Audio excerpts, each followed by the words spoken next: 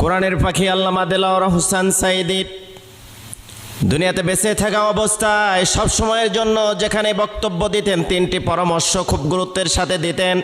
এক নাম্বার পরামর্শ হলো, তোমরা দিন কায়েমের আন্দোলন করো, একামতে দিনের আন্দোলন করো, কোরআন বিজয়ের আন্দোলন করো, ইসলামের পক্ষে আন্দোলন করো। যে আন্দোলন করো না কেন, যদি তোমাদের নামাজ নামক ফাউন্ডেশন যদি শক্ত মজবুত না হয়, তাহলে কোনো আন্দোলনটাই পরিপক্ক হবে না। ব্যথায় ব্যথিত, আক্লান্ত, অসুস্থ, রোগাক্রান্ত, বিপদে আছো, টেনশনে আছো, উৎকণ্ঠায় আছো, পেরেশানির মধ্যে আছো, অভাব অনটনের মধ্যে আছো, দুর্ভিক্ষের মধ্যে আছো, তোমার যন্ত্রণা আর কষ্ট পৃথিবীর কেউ দেখার নাই। অজু করে নম্র আর ভদ্র বিনয়ের সাথে চোখের মধ্যে পানি নিয়ে সেজদায় পড়ে মালিককে 5টা বার মেসেজ দিতে থাকো, তোমার জীবনের সমস্ত ঝড় অশান্তি কেউ না দেখুক।